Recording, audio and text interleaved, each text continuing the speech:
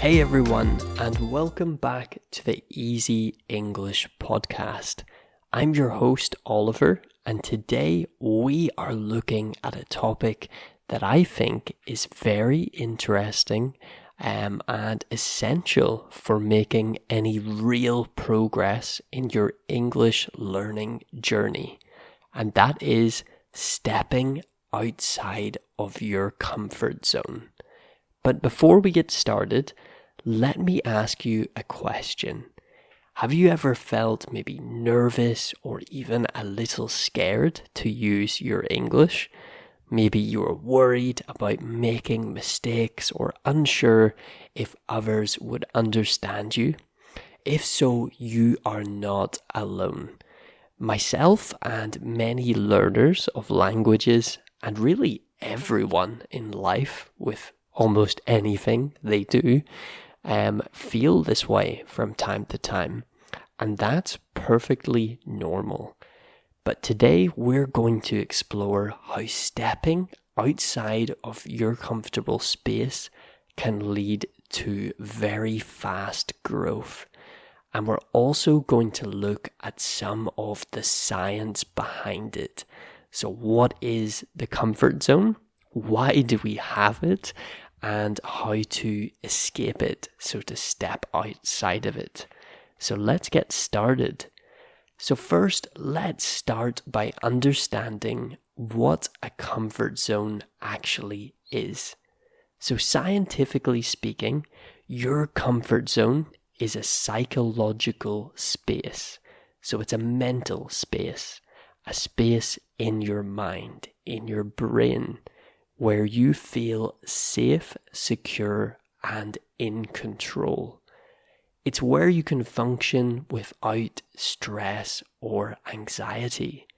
And for English learners like yourselves, this might mean sticking to familiar activities, like studying vocabulary on your own, maybe watching movies with subtitles, or speaking only to people who you know won't judge you or think badly about how you're doing. Our brains are actually wired. They are made to seek safety, to look for safety, and to avoid potential threats. Which is why staying in our comfort zones feels so good. But there is a catch to this. There is a negative. While comfort zones can protect us from stress, they can also limit our growth, particularly with our skills and things that we are trying to improve. And you can think about this topic outside of skills or language learning, and it's quite often with people regarding social activities. Sometimes going to a party or meeting new people can be stepping outside of your comfort zone too. But there is a psychological concept, a theory, called the Jakobs Dodson Law. And this concept suggests that a moderate, so a medium level of stress, just enough to push us outside of this comfort zone, can really enhance, it can improve your performance and learning. In other words, stepping into what we can call the stretch zone. And this is just beyond your comfort zone, but not so far that it's too stressful. And this is where the real growth can happen. And we're going to find out exactly how to do this a little bit later. So stay around and keep listening. Think of it like this. When you're at the gym, lifting slightly heavier weights helps your muscles to grow. The same principle applies to learning English. Stepping outside of your comfort zone challenges your language learning muscles, and this helps them to grow stronger. So before we continue, I'm going to take just a minute to tell you about a very exciting project, the Patreon Easy English. If you're already a member or you don't want to listen, you can skip ahead a couple of minutes. Okay, welcome back. So first, let's look at some of these crazy great benefits by pushing ourselves out of our comfort zone. And then let's look at how to do this.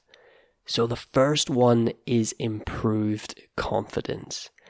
Every time you face a challenging situation and you come out on the other side, your confidence grows. It increases. For example, imagine for the first time you are introducing yourself in English to someone new. The first time definitely feels nerve-wracking. It makes you nervous. But once you do it, you'll realize, oh, I can do this. It's not so scary. And that confidence builds with each new experience. And this can lead to faster learning.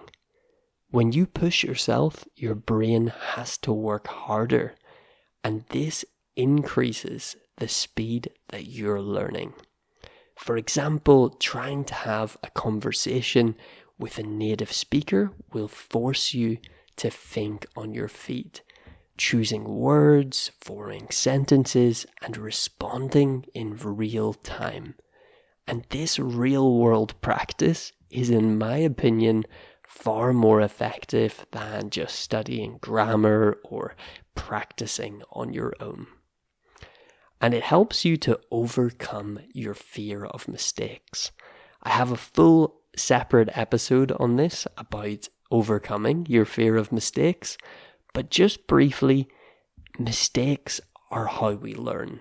Research shows that when we make mistakes, our brains are much more likely to remember the correct information afterwards. So, and also, as well, most people are more kind than we expect. And they will also appreciate your efforts much more than they notice your mistakes. Okay, so how is the brain affected as well once we step outside of our comfort zone? So this is something quite fascinating. It's very interesting. Whenever you challenge yourself, your brain actually physically adapts.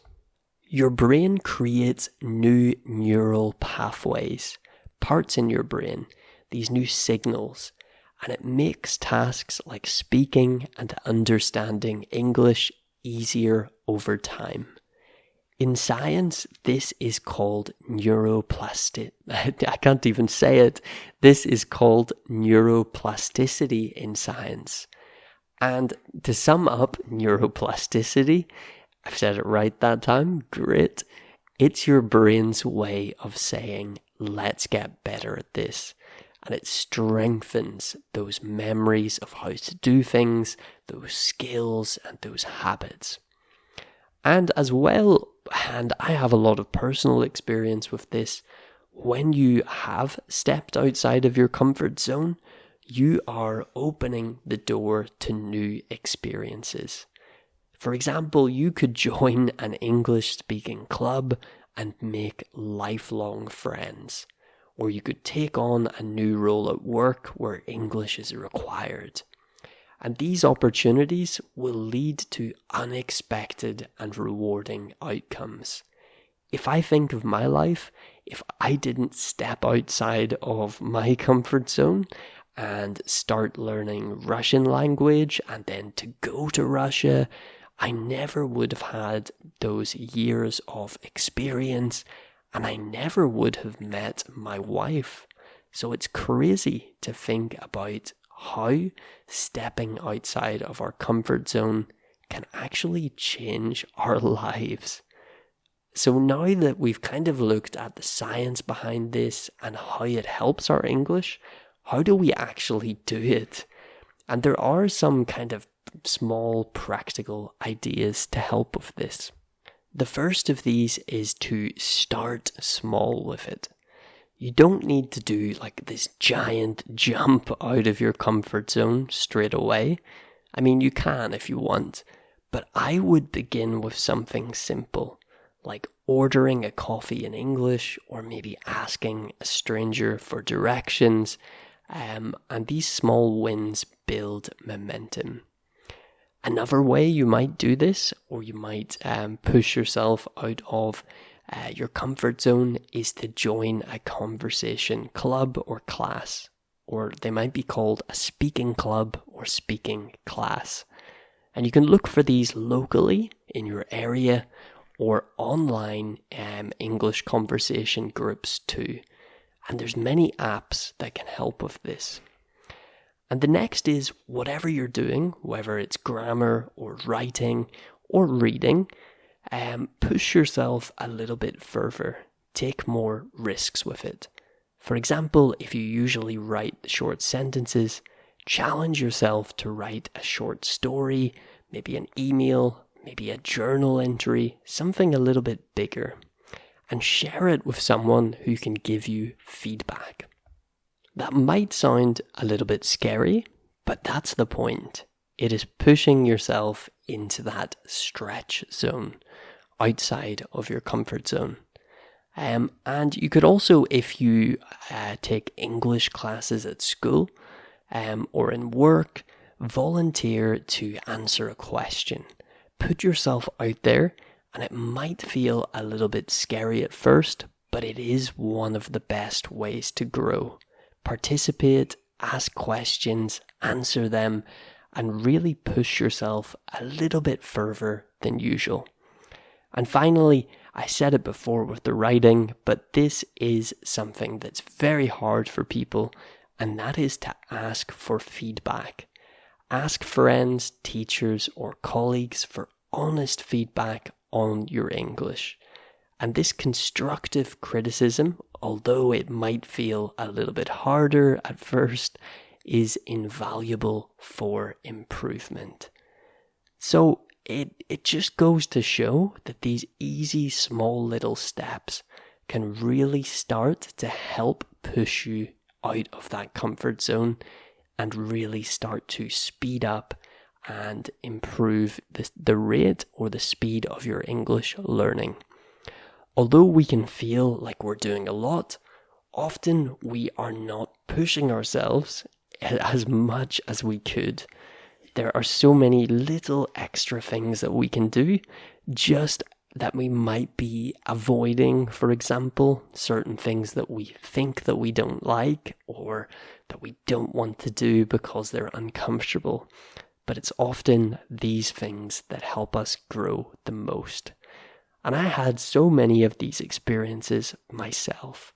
I used to be so scared to speak in Russian, but I had to push myself and to stop being worried about making mistakes. And once I did that, my language growth improved so much. And it can be simple things, like in a cafe, I would try to order in English first. And then after a while, I decided to start trying to order in Russian when I was there. And this small little step started to give me more confidence speaking in public. And I think it really helped improve my language learning growth. And I think it can help you too. And of course, it doesn't have to be speaking, it can be anything else as well. So here's my challenge to you. This week, take one small step outside of your English comfort zone. It could be starting a conversation, watching a movie without subtitles, or even writing a letter in English. Remember, the goal isn't to be perfect, it's to make progress. Every step you take, no matter how small, is a step towards becoming more confident and fluent in English. So thank you so much for joining me today on the Easy English podcast. If you found this episode helpful, please feel free to share it with a friend or a fellow student. And as always, just keep pushing your boundaries and your comfort zone. You are capable of more than you think with English. Have an amazing rest of your day. Goodbye.